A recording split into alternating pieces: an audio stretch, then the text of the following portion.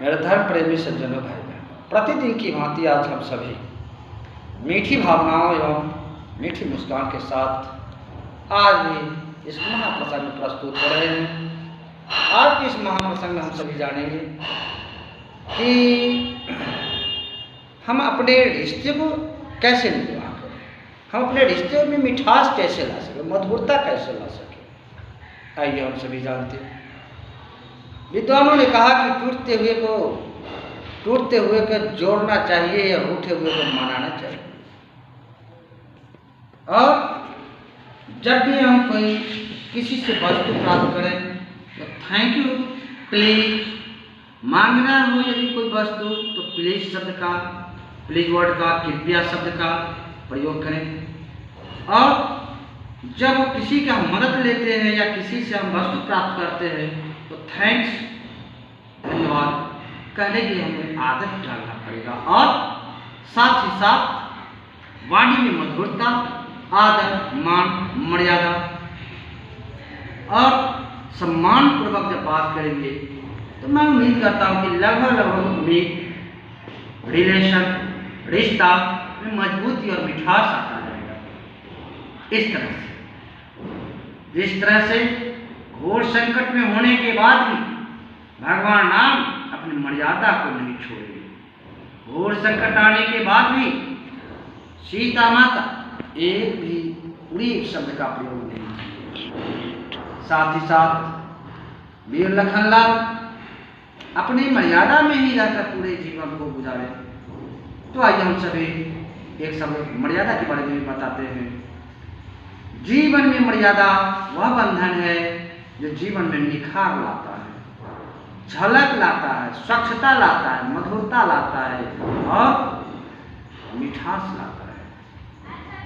मर्यादा में रहकर जीना, हमारे संत मतों ने भी कहा कि जीवन में मधुरता चाहो, मिठास से बोलना सीखो, कांटे बीच रहना सीखो, फूलों से मुस्काना सीखो, हंस हंस कर जीना सीखो, डाली और पत्तों के बीच मुस्काना सीखो, कांटों के बीच रहना सीखो।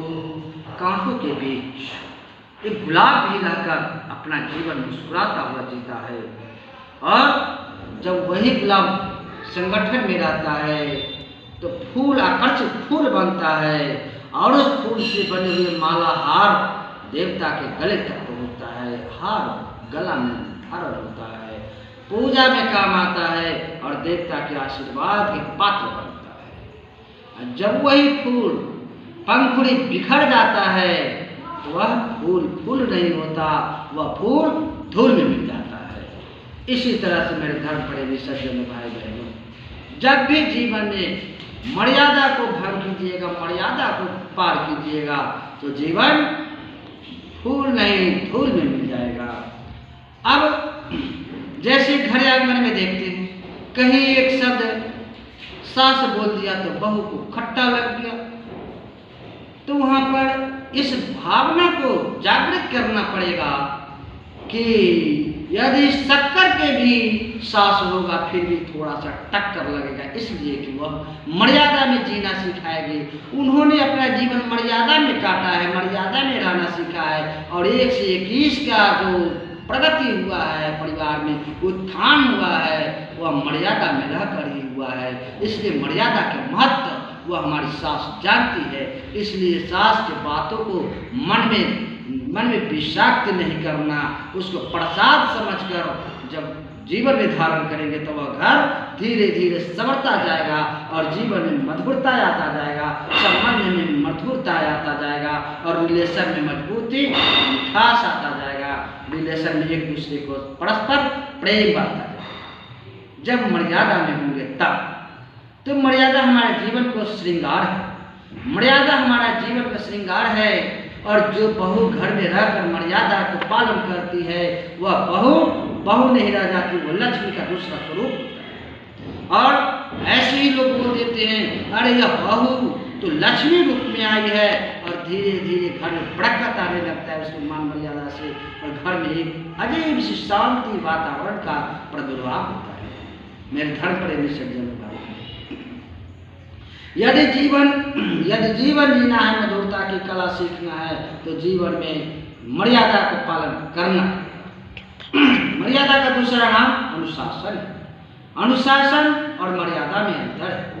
जैसे हम यदि अपने सास के साथ बात करते हैं तो मर्यादा में बात करते हैं, माता जी लगाकर, पिताजी लगाकर, और पिताजी से बात करते हैं तो मर्यादा में बात करते हैं, अपने घर में किसी भी सदस्य से बात करते हैं मर्यादा में करते हैं। और जहाँ भी हमारी वाणी मर्यादा से बाहर जाता है वह मर्यादा नहीं, वह कलह का अखाड़ा बनता है। कलह का अखाड़ा बनता है। जब मर्यादा को हम छोड़ते हैं तो जीवन नहीं, वह जीवन प्रसाद नहीं होता, वह जीवन विषाद। हमारे हाथों में दोनों हाथों में दो गुण भगवान ने दिया। इस जीवन को प्रसाद बना कर दीजिए, चाहे इस जीवन को विषाद। जब हम एक दूसरे से गले मिलकर मर्यादा में जीते हैं, मर्यादा में बात करते हैं, तो यह जीवन नहीं, उपहार होता है, ईश्वर का दिया हुआ उपहार होता है, और उपहार को प्रसाद के रूप में ग्रहण करते हैं। और जब हम इससे दूर हट कर जीते हैं, भय, त्रास, क्रोध, निंदा में जीते हैं, दूसरों की निंदा करने में समय बिताते हैं, तो यह जीवन प्रसाद में विषाद। अब हमने पिछले वीडियो में भी कहा मानव ने मनुष्य को जीवन का 3 पेज का डायरी दिया है। प्रथम पेज में जन्म का ब्यौरा लिख दिया, भगवान खुद लिख दिए, और दूसरे पेज में प्लेन छोड़ दिया, सादा, जो ईश्वर ने मानव को देकर भेजा, और तीसरा पेज मरण की कहानी ईश्वर ने खुद लिख दिया, और जीवन में जो जीवन की क्रम कहानी लिखना है वो मनुष्य खुद को। यदि क्रम कहानी आप अच्छा लिखे, अच्छे क्रम से सोहबत में पढ़कर, अच्छे में संगति में पढ़कर, तो आप गौर हो जाएंगे, गौर हो जाएंगे।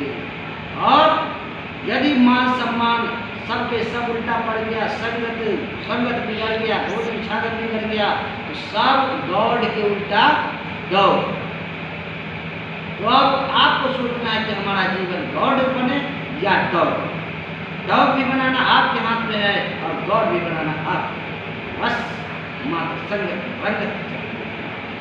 धर्म प्रेमी सज्जन ये देखते हैं कि जीवन हमारा कैसे हर्षोल्लास के साथ रहता है। विद्वानों ने कहा कि यह जीवन ईश्वर के द्वारा दिया गया उपहार है, वरदान है। ऐसे शुभ अवसर को हंसते हंसते मुस्कुराता और किसी विषाद में, किसी के निंदा में, किसी की चकला की बाती में और इधर उधर की बातों में यदि गुजारते रहते हैं जीवन ने कहा, छोटी सी बातों को हम बड़ी बात बना देते हैं। जीवन में सबसे बड़ी घटना यह जीवन प्रसाद नहीं, विषाद। अब हमारे जुबान पर थोड़ा बात करते हैं।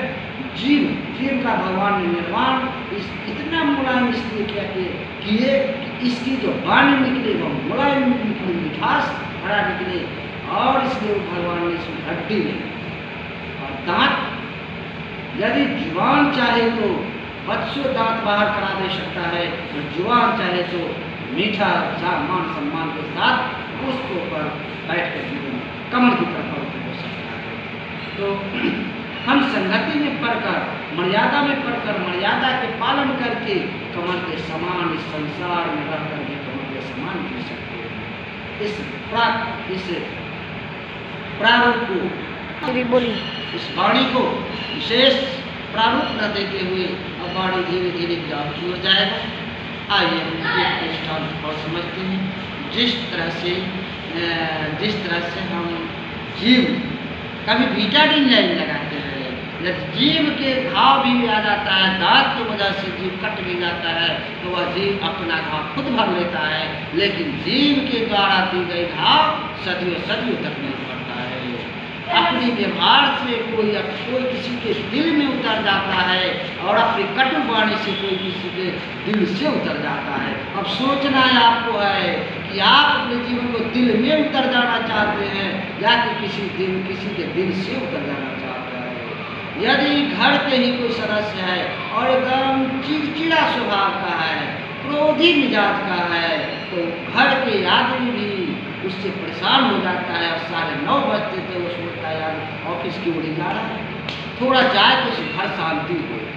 और उसके उल्टा यदि बेकार मीठा विचार का होता है, उसके आने से घर में शांति की अनुभूति होती है, खुशनुमा व्यवहार का, खुशनुमा माहौल का उत्पत्ति होता है, तो उसको न आने पर लोग बार बार फोन करते अब तक क्यों नहीं आए, क्यों नहीं आए।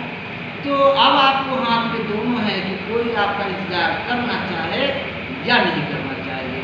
आप किसी को दिल में उतर जाना चाहते हैं या कि आप किसी के दिल से उतर जाना चाहते हैं। आइए हम सभी इसी के साथ वाणी विराम की ओर जा रहा। यदि आपको इस व्यवहारिक ज्ञान के महाप्रसंग में एक भी शब्द मन मंदिर में आकर बैठ जाता है, तो उस मन मंदिर से निकाल कर अपने जीवन में लागू करने की जरूरत है, जीवन में सोचने की जरूरत है और जीवन में लागू करके जीने की जरूरत है। इस जीवन को हंसते मुस्कुराते जीवन निकालिए, यह प्रभु का दिया गया प्रसाद है। इस जीवन को प्रसाद बनाइए, विषाद मत बनाइए। जय जय श्री सीताराम। यदि अच्छा लग गया तो एक बार इसको लाइक और शेयर जरूर करेंगे, ताकि हर वाणी सेवा, व्यवहारिक वाणी सेवा आप तक निःशुल्क एवं निस्वार्थ भाव से